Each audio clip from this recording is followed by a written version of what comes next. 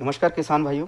आज का जो हमारा विषय है वो है नींबू के पौधों में फूलों का न आना और फूल आने के बाद फूलों का झड़ना, जिसके कारण क्या होता है फलों का ना बनना। ठीक है, तो आज की जो समस्या के लिए हम जो डिस्कस करेंगे उसमें क्या है कि जैसे हम बात करें कि नींबू के में फूल नहीं आते, तो सबसे पहले तो यही देखेंगे कि फूल नहीं आ रहे हैं तो फूल लाएं कैसे। ठीक है, तो सबसे पहले अपने को क्या करना है कि जो नींबू का पौधा रहता है, ये नींबू का पौधा हम बना रहे हैं। ठीक है, तो नींबू के पौधे में क्या है कि ये जो जड़ें रहती हैं नीचे इसकी, ठीक है, ये जड़ें बना रहे हैं अपन। तो जड़ों में क्या होता है कि इसमें जाला बन जाता है। ठीक है, जाला बन जाएगा, पूरी कॉम्पैक्ट हो जाती है। उसके कारण क्या होता है कि नींबू की जो जड़ें होती हैं वो पोषक तत्व नहीं ले पाती हैं और जो न्यूट्रेंट इसको पौधे को चाहिए वो नहीं ले पाएंगी। अगर न्यूट्रेंट नहीं ले पाएंगी, पोषक तत्व नहीं ले पाएंगी, तो जाहिर सी बात है कि जो फूलों को, जो रिप्रोडक्टिव स्टेज के लिए, फूलों के बनने के लिए जो चीज़ों की ज़रूरत मिलेगी नहीं और फूल नहीं आएंगे। ठीक है, तो हमें क्या करना है, सबसे पहले एक नंबर पे हमें ये करना है कि जो इसकी जड़ें हैं, ठीक है, इनको खुदाई करनी है। इसकी कहने का मतलब है गुड़ाई करेंगे ढंग से और इसकी जड़ों को अपन खोल देंगे। कहने का मतलब हमें हवा देनी है जड़ों को। ठीक है, ढंग से इसकी जड़ों को खोल देंगे और खोलने का तरीका यही है कि अपन ज़्यादा लोग क्या करते हैं, जैसे पौधा बड़ा है, ठीक है, जैसे 4-5 साल का पौधा है, तो पौधे में क्या करेंगे कि आसपास की ये जड़ें हैं ना, आसपास का जो, जैसे पौधे का तना है तो आसपास की जड़ों को ही खोरे, मतलब इसमें गुड़ाई कर देते हैं।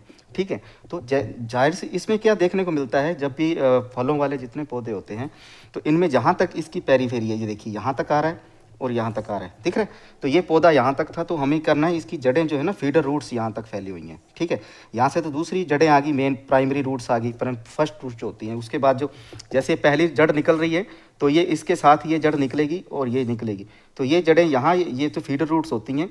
जो फीडर रूट्स होती है वो यहाँ तक फैली हुई हैं इसकी। ठीक है, तो हमें क्या करना है, फीडर रूट्स के आसपास का ये जो एरिया है, आप देख लेना अपने पौधे के हिसाब से भी पौधा की जड़ें कहाँ तक जा रही हैं। तो ये जो एरिया है जहाँ तक इसकी पेरीफेरी पौधा जहाँ फैला हुआ है, जहाँ तक, वहाँ से लेके अंदर 1 फीट तक, इस 1 फीट के एरिया को अपने को खोदना है।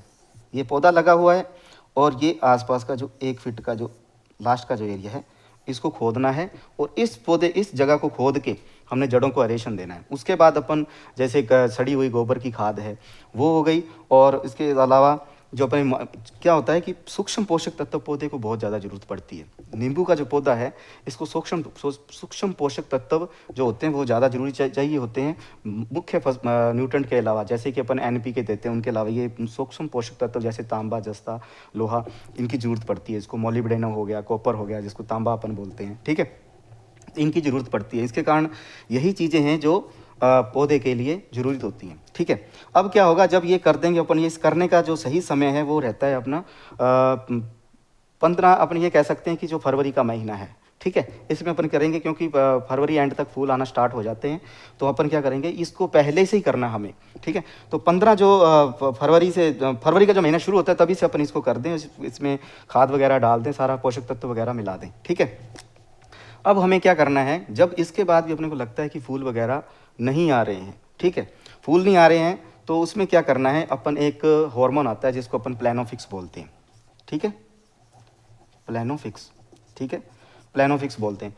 प्लानोफिक्स में क्या होता है, अल्फा नेफ्थलिन एसिटिक एसिड होता है। ठीक है, तो इसका क्या करना अपने को, ये हार्मोन होता है जो फूल आने के लिए रिस्पॉन्सिबल है। अपन क्या करेंगे, 5 लीटर पानी के अंदर 1 ml मिला के, 1 ml हमें ये मिलाना है प्लानोफिक्स, और इसके ऊपर स्प्रे कर देंगे।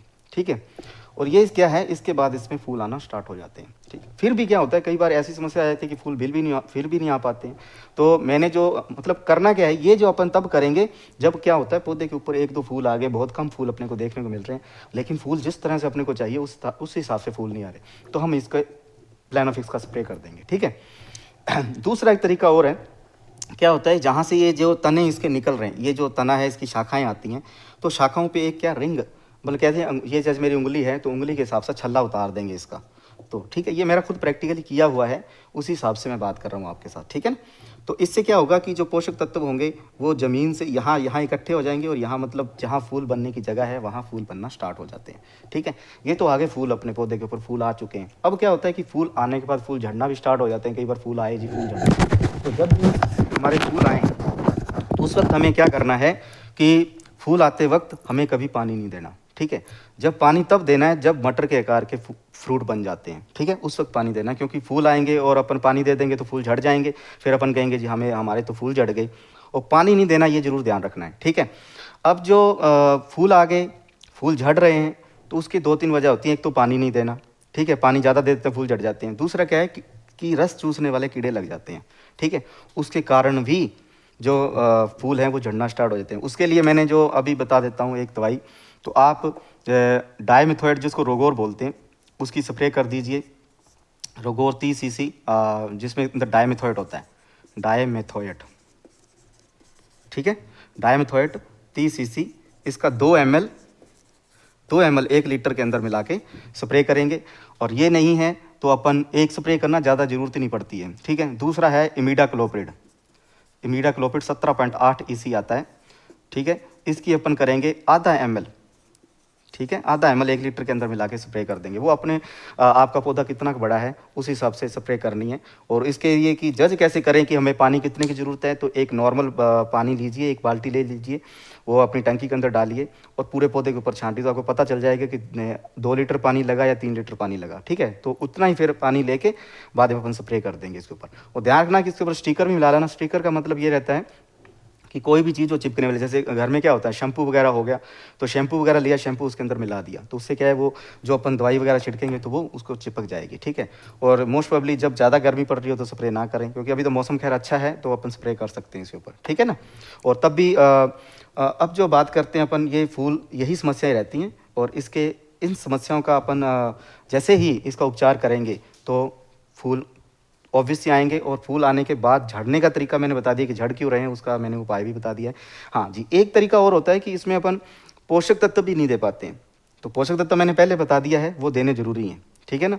कोई अगर नहीं देंगे तो बाद में फिर कुछ क्या होता है ना, कब कहते हैं कि पहलवान नहीं बना, बच्चा पहलवान कैसे बनेगा जब उसके अपन कोई खुराक नहीं देंगे। खुराक देनी है, अकेला पानी से कोई स्ट्रॉन्ग नहीं बन पाता, ठीक है।